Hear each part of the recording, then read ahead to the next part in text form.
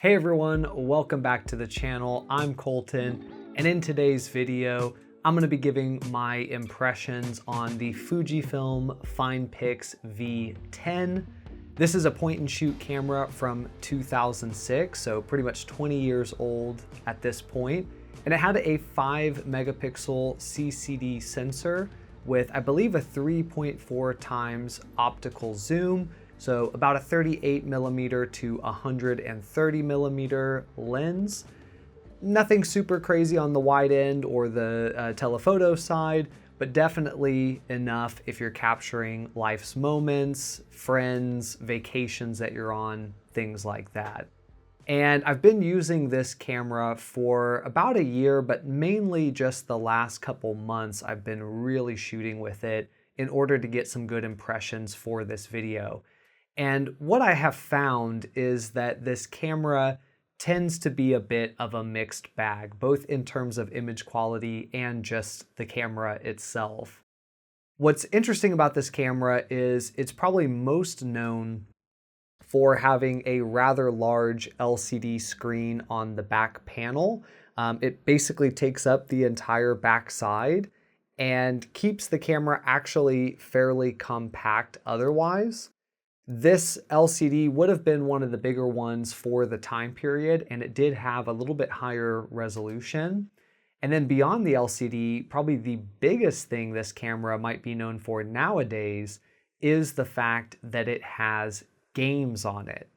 So I think this is mainly a gimmick, but it does have games. They are tied somewhat to the photos that you take. But there's like a maze game, a shooting game, like a ping pong style game. Yeah, they're kind of tied to photos that you've taken, or at the very least, those photos are incorporated into the games, which is a nice tie-in, but is also a little bit strange. I guess, you know, maybe it's a gimmick, or maybe if you're someone who is waiting on a bus or flying in a plane, or maybe you're in a waiting room and you want to kill some time, the games could come in handy. I mean, this is still a time period before smartphones, and so most people at this point would have had a flip phone. Some of those had games, but some of them didn't. Some of the flip phones didn't even have cameras. So it would make sense that if you have your flip phone, you probably have a nice camera to bring with you, and maybe you want to play games on it, I guess. But that was definitely an intriguing element of one of the pieces of why I wanted to pick up this camera.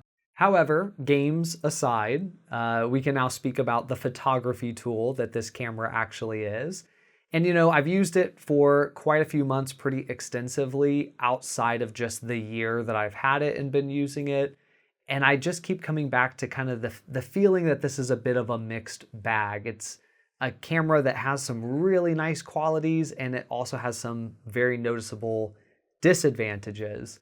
And I'll kind of talk about pros and cons, but just mixed bag. You know, on one hand, it is definitely a camera that has great build quality. I absolutely love the LCD. It makes it really easy to see if I got the shot or if I need to try to get the shot a second time. It's snappy, you know, it boots up and takes a shot really quickly. And I also found the autofocus to be very quick and seemingly pretty accurate in all of the instances that I used it in. So all of that's great. The button layout makes sense. Hardware obviously has a good processor in there, but also the outside, the physical camera is made of what seems or feels like metal, and the build quality just feels like it's exceptional.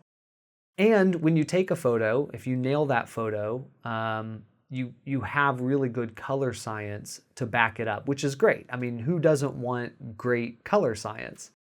But the flip side, and where the mixed bag again kind of comes into play, is that it doesn't seem like there's much of a dynamic range here. And so if you're in mixed conditions where you might have some really bright elements, some really dark elements, it can very easily blow out one or underexpose the other. And it's basically impossible to do any recovery in Lightroom or a similar editing tool.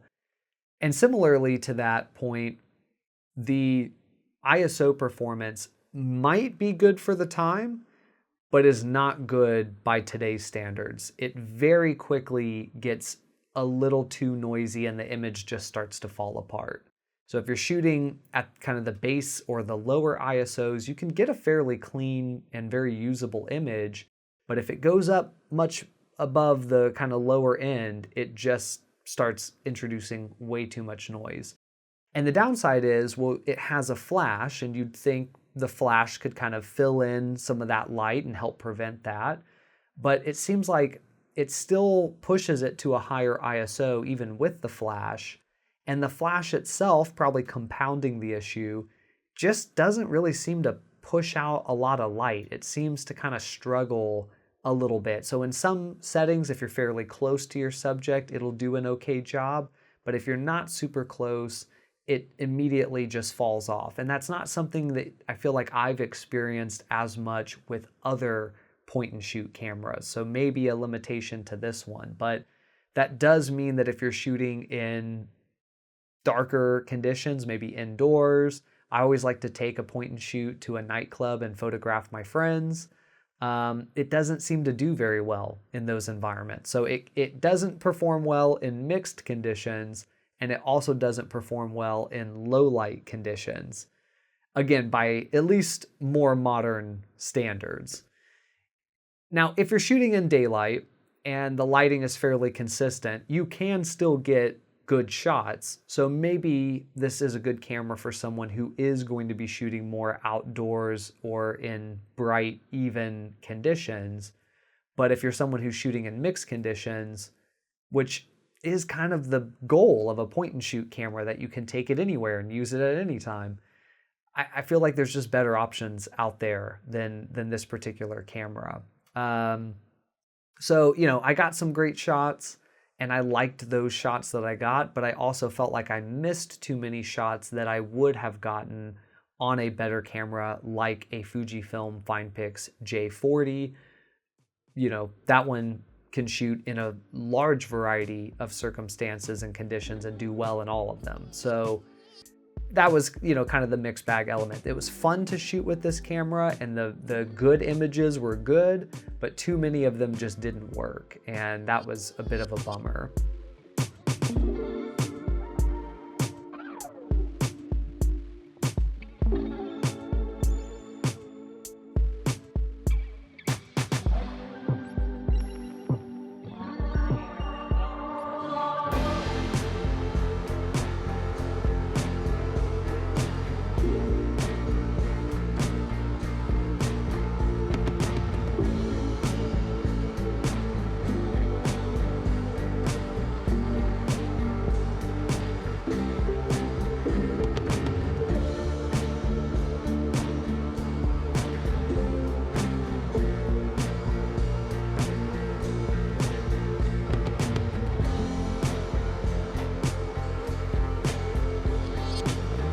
So beyond that, going into kind of pros and cons with this camera, a pro, as I mentioned before, definitely this LCD screen.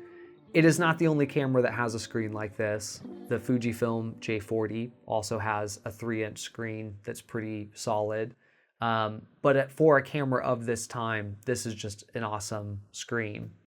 I think another pro for this camera would be the build quality in terms of hardware and maybe even in terms of software. It's very snappy to turn on. You can immediately start using it. It doesn't get in the way of doing the photography, which unfortunately cameras out there sometimes do. So that was definitely a really nice element. It's fun to shoot with this camera, which maybe makes it a little disappointing when the photos don't come out as well as you would hope that they would come out. And then I would also say, as far as a pro is concerned, the color science is definitely great here. I mean, they nailed the color science on this camera. So again, it's really great when a shot comes out, and maybe equally disappointing when a shot doesn't come out, knowing what you could have maybe had. And maybe that transitioned us into the cons of this camera. One would be that this camera uses XD picture cards. And that's not necessarily the worst thing in the world. I mean, any old camera from this era is going to have kind of a mix of media types. They hadn't really standardized on SD cards yet. But in my experience, XD picture cards specifically, for some reason, are very expensive for what you're getting. They're not particularly fast in terms of read and write speed, but then also on top of that, they cost too much. You know, if you're buying a third-party knockoff brand and you're just getting a 1 gig card, that could still run you over $30, which is kind of insane. For just 1 gig is mind-blowing. You know, you can get a 512 gig SD card for that price, and it will be faster. That's just insane. But if you go for like a 2 gig card or a 1 gig card and it's Olympus branded, then I'm seeing those go a lot of times for $50, $60, even $70. Yeah, I can't imagine paying for this camera and then having to spend another $30 to $70 just to get a card that will work. And you have to get some kind of card reader to be able to then transfer the photos onto your computer. So that's a bit of a bummer that's the card type, and definitely a con for this camera. And I think the next element we've already talked about that's a con is not great ISO performance. Gets very noisy very quickly, and the dynamic range is pretty lackluster. You will oftentimes have blown out highlights or underexposed shadows that you can't recover. And so that's just sort of a fact of life for this camera. And then I think the final point would be that this camera costs a lot. And I don't know if it's because it's a bit rare or because of the gimmick of the fact that this is a camera that has games on it or what the deal is, but I routinely see this camera going tested and confirmed working for anywhere from $70 to $130. And I've even seen it go as high as $200 with multiple options available for around $150. And that's just too much for what you're getting in this camera. I think there's some sort of hype around this camera that I would say is not justified, not for $120, $150, really not even for $70. Especially if you're still having to buy an XD picture card for this, and you're going to be potentially spending another $30 to $70 on a card that barely will store any photos. So when it's hitting that price point, it becomes very hard for me to recommend. Even if it were an exceptional camera, I would struggle to recommend it. But especially the fact that this camera is a little bit of a mixed bag in performance and final image quality, then I definitely can't recommend it for the price that I'm seeing it go for. Now that said, it is a vintage camera. It's very possible you could open up a junk drawer at your family's house and find one of these laying in there, or find one for $5, $10 at a garage sale. And in that case, yeah, this would be a steal. It'd be a great deal. But at the eBay, Depop, Facebook, etc. price that you see online, I would steer clear of it. Again, many other options out there that are much better than this camera and that would be significantly cheaper than this camera. And one recommendation I will give is the Fujifilm Finepix J40 that I've mentioned a few times. I'll put a link to a video I did on that camera in the description and at the end of this video in case you want to check that out. But yeah, I've been wanting to try this camera for a while. Again, some of the shots were awesome, but unfortunately, the hype that I maybe had didn't live up to the camera itself. Not a bad camera, but maybe only a good camera if you can score it for $30 or less.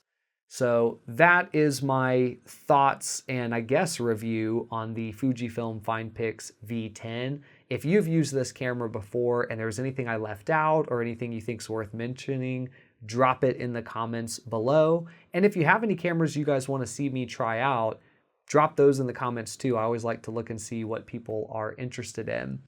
But if you enjoyed the video, do give me a thumbs up. And if you want to see more content like this, or if you want to join me on my photographic journey, then hit the subscribe button, ring the bell, and that'll keep you in the know for when the next video drops. But for now, I'm Colton. I'll see you in the next one.